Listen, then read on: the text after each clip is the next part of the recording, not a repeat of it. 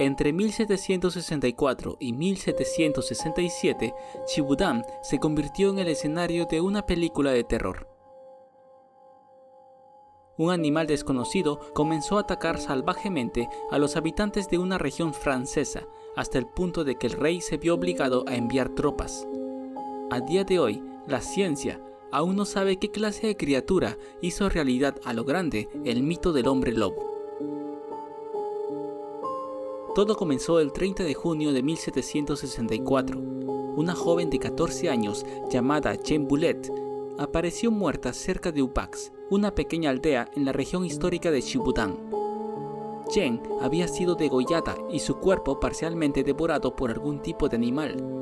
Los ataques de animales salvajes no eran completamente insólitos en la Francia rural del siglo XVIII. La región está formada por hermosas colinas y frondosos bosques en los que hace siglos vivían ocasionales manadas de lobos o perros salvajes. Por eso, nadie se sorprendió mucho cuando el 8 de agosto apareció otra muchacha de 14 años muerta en la cercana aldea de Masmeyán. Por desgracia, las muertes no terminaron aquel día. Luego llegó otra y otra y otra. El aparecimiento constante de víctimas alarmó al administrador de la diócesis de Mende, Etienne Lafont, el obispo, que pidió ayuda a las autoridades de la región. El conde de Montcalm, gobernador de la provincia, convocó a 4 compañías de dragones, comandados por el capitán Jean-Baptiste Boulanger-Diemel. Los dragones eran soldados a caballo, entrenados en el uso del mosquete y sable. Ayudados por los propios campesinos, Diemel y sus hombres comenzaron a batir los bosques de Chibudan en busca del animal o animales que protagonizaran aquellos ataques. Los 6 meses siguientes fueron una auténtica pesadilla para los habitantes de la región. Los dragones de Diemel no solo no lograban abatir a la bestia, sino que su estancia en la región comenzó a despertar quejas por supuestos abusos y saqueos de los soldados a sus habitantes. Se decía que las tropas estropeaban las cosechas con sus caballos y no pagaban alojamiento ni comida. Mientras tanto, los ataques de la bestia se hicieron cada vez más frecuentes y salvajes. El 7 de septiembre destrozó a un niño en otra localidad. La cabeza del pequeño apareció 8 días después. Ese mismo mes mató a otro vaquero de 15 años y estuvo a punto de abatir a otro que logró refugiarse entre sus vacas. Su modus operandi siempre era el mismo. Tenía predilección por los niños y las mujeres jóvenes. No es un patrón muy raro si tenemos en cuenta que los menores solían ser precisamente los que cuidaban el ganado en las afueras de los pueblos. Lo raro era que ninguno de los aterrorizados supervivientes eran capaces de identificar al animal. Los campesinos de aquella época estaban perfectamente familiarizados con los lobos, pero todas las descripciones de los testigos presenciales apuntaban a una criatura diferente. Se decía que era mucho más grande que un lobo, que tenía el pelo rojizo, las orejas pequeñas y una cola muy larga.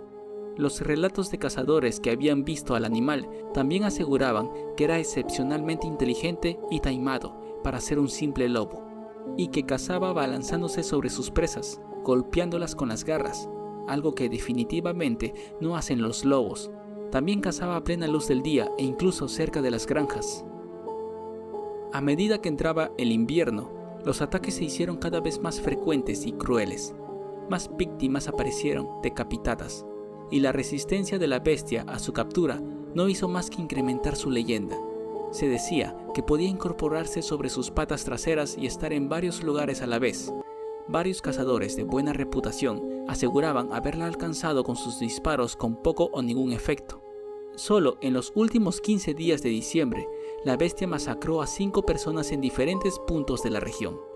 No tardó en cundir el pánico avivado por las numerosas leyendas locales de hombres lobos y brujas capaces de cambiar de forma para devorar carne humana. Los estados de Languedoc anunciaron una recompensa de 2.700 francos a quien lograra abatir a la bestia. Mientras tanto, el obispo de la diócesis de Mende emitió una orden a todas las parroquias llamando a la oración. Pedía rezar para liberar al pueblo de la plaga enviada por Dios para castigar a los hombres por sus pecados. Pero no hizo más que avivar la histeria colectiva en la población. Para entonces, las noticias de la masacre provocada por la bestia habían llegado hasta París, donde el consejero del rey Luis XV encomendó la misión de acabar con ella a Martín Dineval, hasta entonces considerado el mejor cazador de lobos de Francia. Dineval ordenó la retirada de Diemel y sus dragones para cazar la bestia por su cuenta, pero se demoró en organizar la primera batida. Mientras tanto, los ataques continuaban. Las aldeas habían comenzado a ordenar a los jóvenes que no salieran nunca solos a cuidar el ganado. 7 niños en la aldea de Villarret lograron sobrevivir a un encuentro con el animal asustándolo con palos y piedras, aunque varios de ellos recibieron heridas serias. El caso más heroico de resistencia a la criatura que se recuerda es el de la señorita Mary Jane Ballet, una joven campesina que se defendió en solitario del ataque de la bestia con ayuda de una lanza. Los vecinos encontraron el arma ensangrentada, pero ni rastro del animal. Luis XV termina por relevar a Dineval de su misión y encarga la tarea de acabar con la bestia a su arcabucero personal François Antoine. En esa época se les decía arcabucero a los soldados que portaban el arma arcabuz. A mediados de septiembre de 1765, Antoine recibe noticias de que un gran lobo ha sido avistado en las inmediaciones de la abadía de Chasses y acude al lugar en compañía de 40 tiradores. El equipo logra abatir un lobo de grandes dimensiones que al parecer precisó de varios disparos para morir. El lobo pesaba alrededor de 58 kilos. Era grande, pero entra dentro de las dimensiones normales de estos animales. Su cadáver se disecó y se trasladó a Versalles para su exhibición. Antoine llegó triunfante a la corte del 1 de octubre con su trofeo. La bestia de Chiboudan estaba oficialmente muerta. Aunque hubo un breve periodo de calma, los ataques se reanudaron y continuaron durante todo el año de 1766, aunque se decía que la bestia se había vuelto más cautelosa y ya no atacaba de día o en campo abierto. Los administradores de Chiboudan prosiguieron las batidas y llenaron la región de carroña envenenada, con poco o ningún resultado. En la corte, el asunto se había dado oficialmente por cerrado, y Luis XV no tenía ninguna intención de reabrirlo, especialmente cuando la historia ya había traspasado las fronteras del país y en Inglaterra se mofaban de la ineptitud de los franceses a la hora de abatir un solo animal salvaje. Un año después, un vecino de la región y cazador de excelente reputación, llamado John Chastel, abatió un lobo de gran tamaño en las inmediaciones del bosque de Tenasser. Según la leyenda, Chastel se quedó rezando solo entre los árboles hasta avistar al animal. Tras terminar sus plegarias, se puso sus anteojos y abatió al monstruo de un solo disparo. Las autoridades trasladaron esta nueva bestia de Chiboudan a la localidad de Charry, donde un notario redactó un completo informe de sus dimensiones. Pesaba unos 50 kilos y era por lo tanto un lobo grande, pero no el sanguinario fenómeno de pelo rojizo que describían las leyendas. Desde aquel mismo momento, los ataques cesaron. Chastel recibió una modesta recompensa y la bestia nunca volvió a ser vista. Durante los 3 años en los que convirtió Chiboudan en su zona de caza, la extraña criatura mató a cerca de 100 personas e hirió a otras 30 aproximadamente. Según algunas fuentes, el número total de víctimas pudo elevarse a más de 300.